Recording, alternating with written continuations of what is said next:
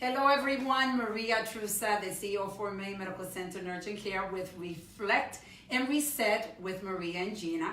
Hopefully by now, your favorite show every Wednesday. And I have with me my partner in crime today. I disappear every once in a while. Every because, once in a while. Sometimes I need a break from Never. I work too hard. That's what it is. Definitely.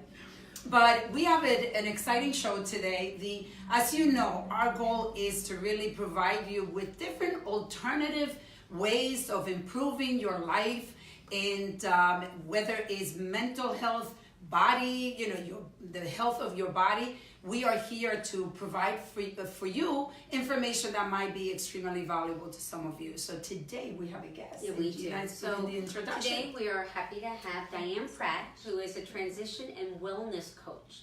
And I was just asking her about, what a transition coach is. And as she was explaining, it's between things that happen in your life, and you need coaching through these events.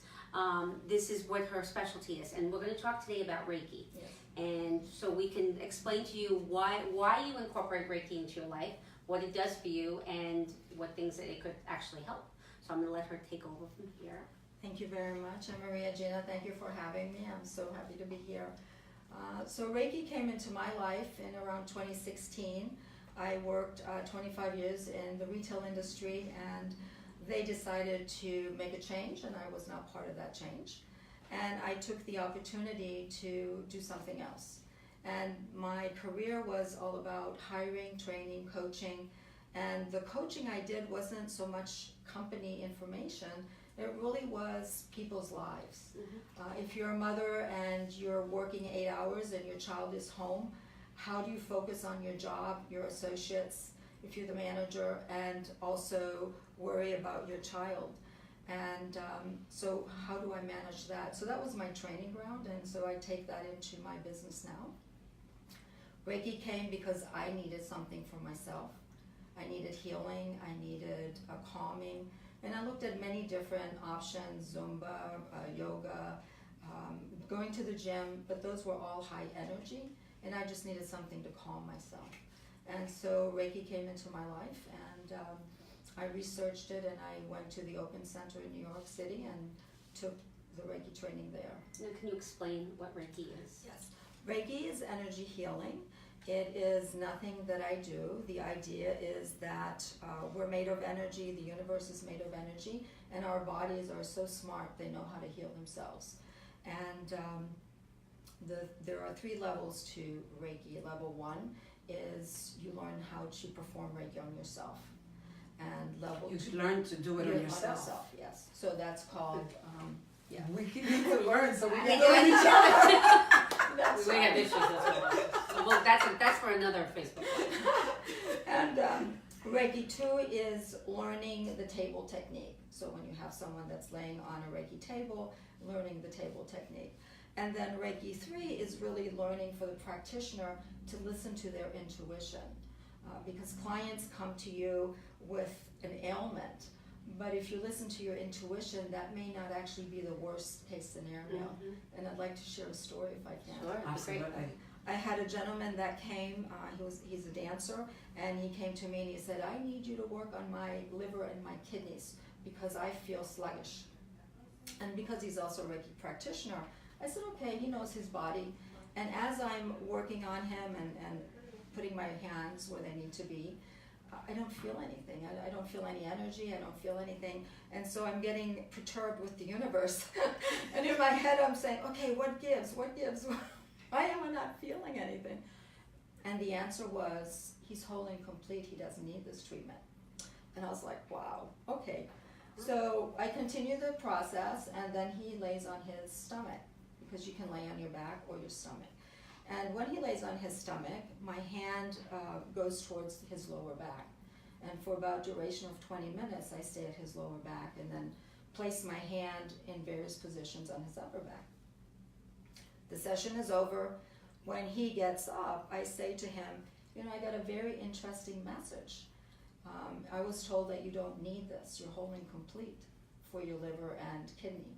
And he goes, yes, I eat well, I get Reiki, I do acupuncture, I have chiropractic and other things that I do. I said, okay, good to know. I'm glad you confirmed my message, which was so out of the blue.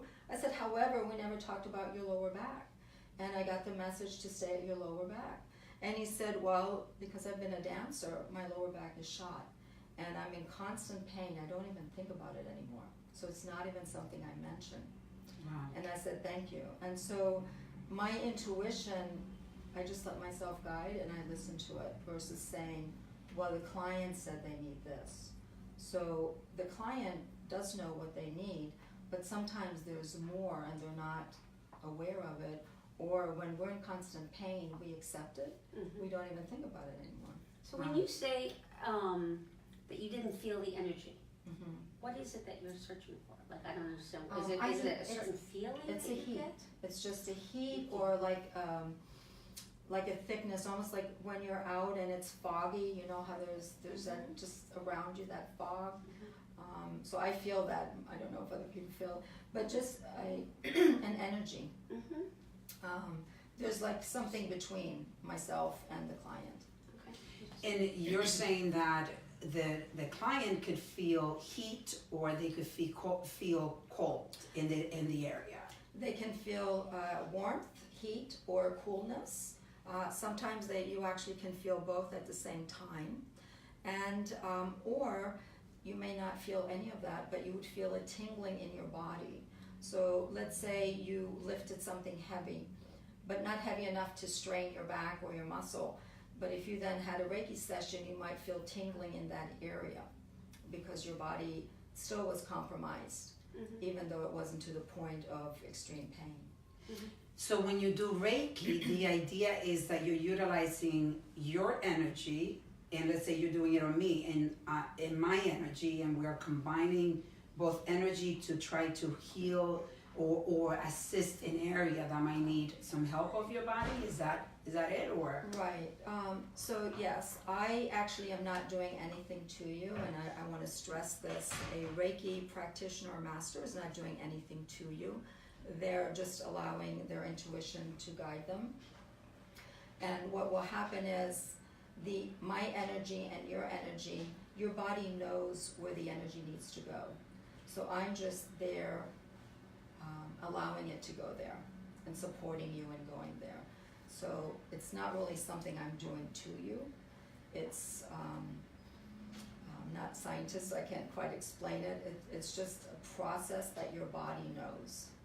And that helps you. For example, I'm suffering from lower back pain, and I'm preparing, I need to start preparing for the marathon training for the marathon, and I'm gonna have an MRI on Monday because my lower back is hurting. So is Reiki something that you would recommend for me to do for my lower back? Yes. I recommend Reiki in addition to any other medical treatment that you're getting, not instead of. So even if you were doing PT or had some other kind of treatments, I would recommend Reiki. Reiki in itself is a calming of the body and also allows your body to take on the treatment. And as far as pain, last, I guess, fall, maybe it was, the Yonkers Bike Club had their ride, and I went there to support the riders, and they all came and had about a 10-minute Reiki session. Most of them had their calves either hurt or their thighs from going uphill, and their backs, and they all felt better. They were amazed that it just works that quick. Wow. I can tell you that I had an experience, and I think I mentioned to you in 2014, I was very, very sick, and I ended up in the hospital for 18 days, and I was visited at the hospital by a Reiki master. And the hospitals actually have people like yourself going there to try to help you deal with pain. And I found it was interesting because they ask you, do you mind? Do you want to try this? And I was in so much pain that I was like, whatever could assist me. So this is something that is utilized in the hospitals too. Yes, it is. A lot of hospitals utilize it for various various causes. Myself, I'm on a mission to support people that have operations or going through any trauma, a physical trauma that causes pain to the body, and that would be an addition. So you also were talking about as a stress relief. Yeah. Yes. So explain that, because now it's not my back, it's not my body. How do you? It's the mind. How do you do? Is it around here? I mean, what do you do So for someone to relieve it's- stress? It's a calming, just the effect it's calming. Most of my clients that come, when they lay on my table, within the first few minutes they fall asleep. I also do aromatherapy, so I have oils that I have in a diffuser which sets the mood, and usually when a client comes, there's an intention for them coming, whether it's pain relief or they just want to focus on some project that they're on. And so when you're laying down, what happens is your body is just so relaxed that it is a calming. And one session is great, but it's really something that happens over time. And so if over time you're calm, you think clearer, you have less pain, and you can focus. And that's the message I'm also sharing with corporations for their associates. Now, do you incorporate Reiki with like meditation? I do guided meditation. You're feeling my energy because Because you we stole are my legends. question. I was just gonna ask Yeah, that. we've been together a little bit too I long. know. Maybe not too many years, but definitely too many hours during the day. But it's really true, because when you're talking about calming, Maria is a big advocate of meditation. And it kind of sounds the same thing, where when I do meditation with her, I can actually fall asleep. And it's kind of the same thing you're describing. Yes, it is. The difference is meditation is it's the calming of the mind, Yeah. and Reiki supports any ailments that you have as well, or any pains, aches and pains. One client, I had a young lady that came. She came to me before she was pregnant, and she became pregnant, and she continued because now she had back pain. So we worked on her back, and while we were doing that, I could just feel the baby's spirit. And I'd never felt that before, and it was just so incredible. And so then I said, oh, what's the baby going to look like? And then it said it's going to look like daddy. And so the baby is now 10 days old, maybe 12 days old, and I was able to visit it Saturday. And so indeed it does look like the father's side of the family. And so we worked on, mainly because she had a C-section. So the intention is that she will have less scarring and that she heals, because we heal from inside out. And when she was on the table, I specifically went there for her C-section, but I stayed half an hour more around her shoulders. And it's not a conversation we had. And also her head, because that's where we think a lot. And afterwards I went to her belly area, and on the right side I just felt more energy. And I said, do you have more trauma here? And she said, that's where they pulled the baby out. They pulled it out from the right side. So I could feel that. But after the session, I said, because I usually check when people are in pain, I check throughout to make sure that you're okay. Because I don't want people, this is their session, so it's not me doing something to you or me telling you how this needs to go. I let people know, clients know up front, this is your session. So if it doesn't feel good, you need to let me know, and we will stop. And so after we were done, she said, thank you for working on my shoulders. I've had my shoulders hurt more than my belly. And yet she didn't mention that. So it's just letting my intuition guide me. And that's really what a Reiki practitioner's gift is.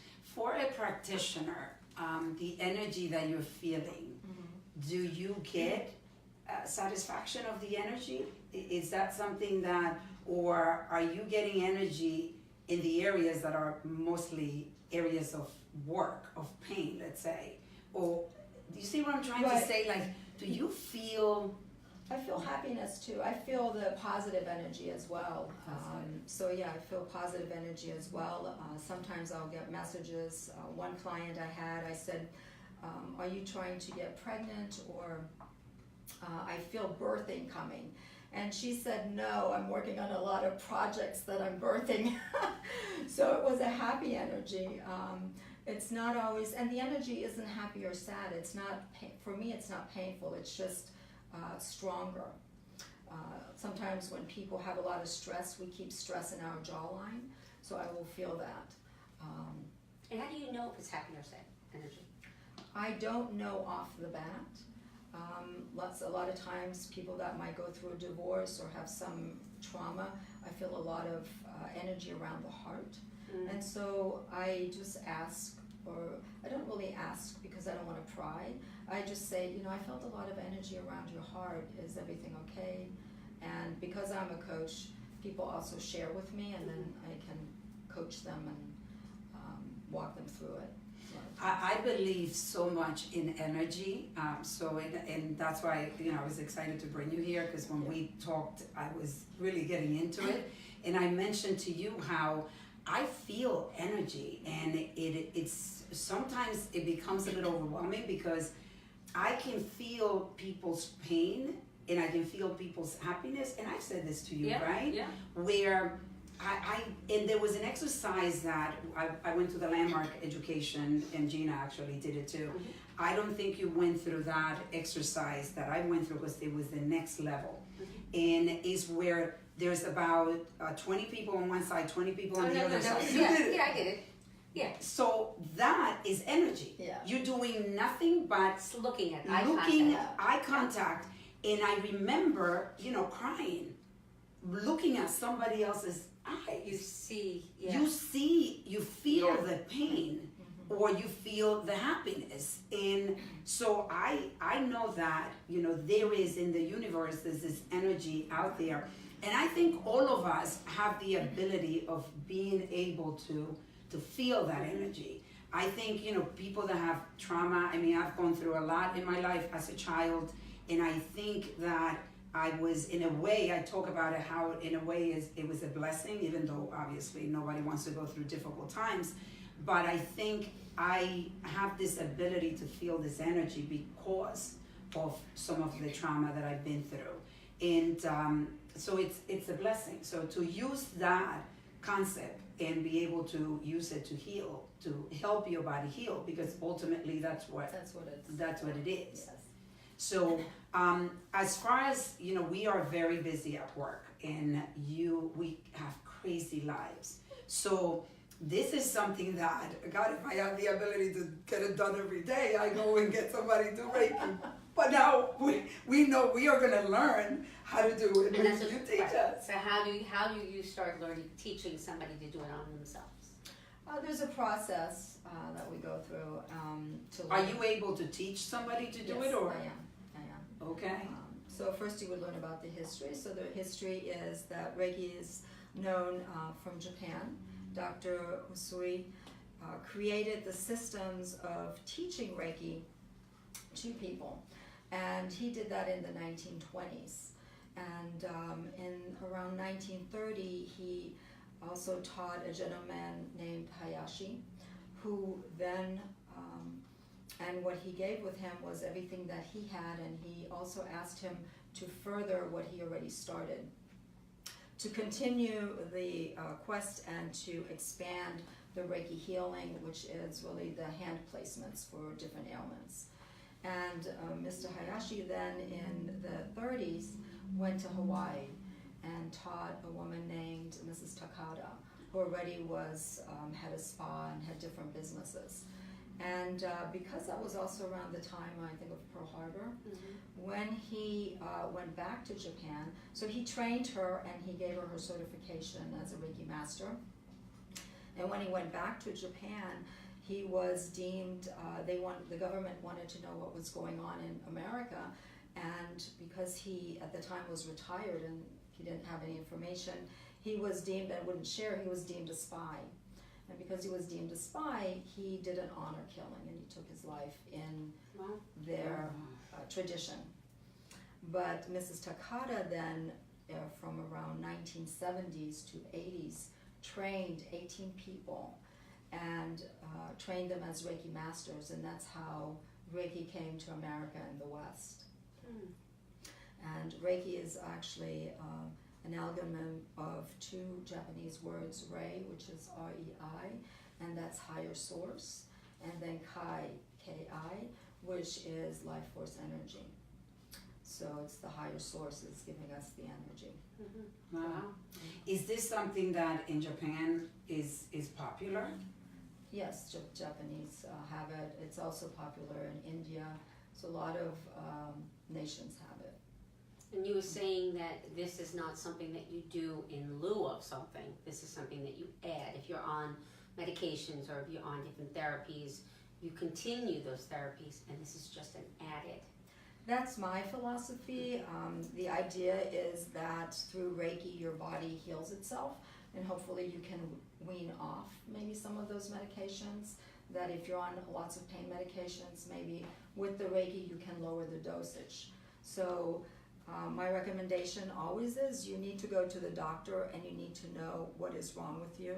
And just because you have pain, not just seek out alternative medicine or alternative treatments regardless of what it is. You need to go to the doctor, find out, then you can decide what treatment you want to get. You know, it's funny because we, we're dealing with CBD oil now, and one of the things We that I are was going really to ask insane you today. That's scary. So one of the things I was going to ask I'm you is scared. like someone like my brother, right, who is high stressed, and I had said that I wanted him to try the CBD oil, and my sister came back to me and said, well, he's going to do both.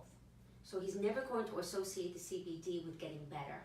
He's always going to think it was the medication that's doing it. Same thing with Reiki. What I'm saying is if I'm taking these medications because I have pains and issues, or I have taken Zoloft for mental health, and you're helping me with the Reiki, how do people identify that the Reiki is actually working and it's not the medication that's continuing to work? Like they'd be afraid to get rid of the medication and let the Reiki take over. It's Does that make sense? it makes sense. So that would be something trusting between myself, the physician, and the client. So it's not something that even the patient would know to do on themselves. Right.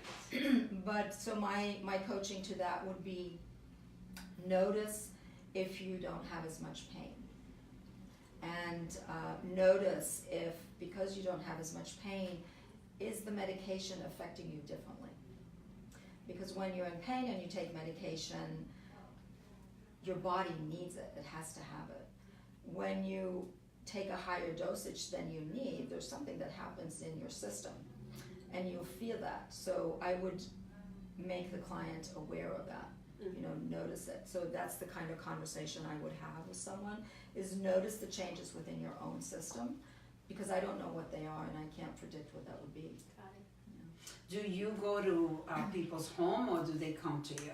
So I if go- somebody wants to get a session with you, for those that are interested, So yes, they can come to my studio, which is in Yonkers, and I can provide my number Yep. later, Yeah. 914-589-8877. They can call me or text me for an appointment, so they can come to my studio in Yonkers, or I can come to their home. I bring my table with me. As the mother who gave birth, I went to her home. this is something that I know, I'm reading this book, I'm listening to this book called Culture Code. And it's about creating, how do those big companies like Google and Facebook, and how do they create a culture where people are happy and like everybody's running to go and they want to work with these people.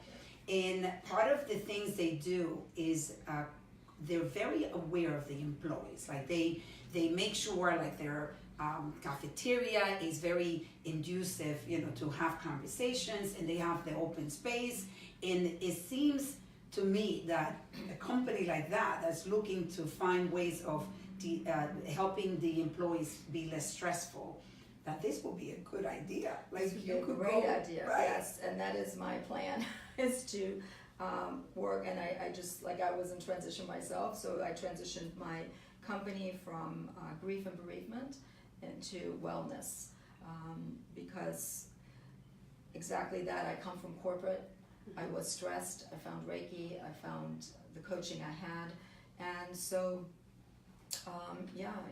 doing that with corporate employees, definitely. Yeah. Because all it takes, and I think you're can attest to, all it takes is about 10-15 minutes and you feel it. Yeah, that's what I find with meditation. So I meditate every morning. That is my goal always.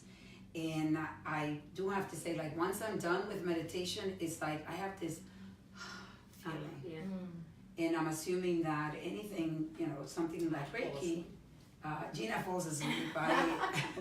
I do it after a great workout. Then I just, I try to work on my mind. The way that I look at it is, I get my exercise for my body, and then I go and exercise my mind. And I love, you use it too, the Calm meditation, the app. And I tell people all the time, like, this is something, it's 10 minutes of your life, Right. 24 hours, and we can take 10 minutes. And what I love about that app is that she gives you, it's guided meditation. So I'm trying to learn how to do quiet meditation, which is a little more difficult. But we've actually have done it in Vermont when we go with the kids, and it's interesting, but there is a relief that you feel. And we have to look at ways of really becoming less stressful, because life is stressful. So this is another choice that people would have. When for the silent meditation, what's good to do is to listen for noise, like a constant, like if you have a fan or something, or if you listen to that noise. I tried listening to my breath, and I thought I would hyperventilate because it didn't work for me, but listening to a noise would work. Yeah. And the guided meditation, I actually start my coaching sessions with my clients that way. We first go through a guided meditation because I want us to be centered and also present for what we're here for. You actually said that. Yeah. You actually said that once when I first started talking about meditation with you, and I said, I can't my mind. And you said, find something in the room and just focus on that. Get your mind off everything else and just focus on Could that. be a candle, like those votive candles. You could even get a votive candle. To do It's that. just giving your mind a rest. So hopefully we have given you something to think about. And then when you think about it, take action. Because we could give you all the information in the world, but if you don't take action, then you get results that you might be getting right now where you're not happy. So in order to get to a happy place, then you got to take action. So we want to thank you for listening and watching us. And we want you to know that if you like us, please go on social media and like us. It helps, okay? So Good. You want we're to done. give you a quick number? Yes. One more Yes, time? 914-589-8877. And I also want to say that for calming, I also do chakra balancing. And what is that? Chakra are our energy centers in our body. They're usually 7. We have many chakras, but it's usually 7, which starts at the root. Our sacral, solar plex, our heart, our throat, our third eye, which is for creativity, and also our crown. Well, I have an idea. We are going to do a blog about this, and we'll post it on our website so you can go and get information on that. So could you do a blog for us? I'll Awesome. So we took action. Nothing like when you're on the spot. You actually led to a very good result. Yes. Thank you so much. I so appreciate it. Thank you So much. Diane, thank you so much for joining us. We're happy Very to have interesting. you, and thanks for all that information. And Yep. partner, We'll see one you more next show. week. We'll see you We'll next see you week. next week. Take care. Bye bye.